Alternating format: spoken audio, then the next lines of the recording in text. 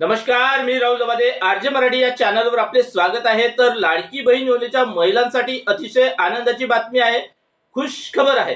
तर लाडकी बहीण योजनेच्या महिलांना अखेर मोठ्या प्रतीक्षेनंतर त्यांच्या लाभाचे त्यांच्या अनुदानाचे पैसे हे कालपासून वितरित होण्यास सुरुवात झालेली आहे।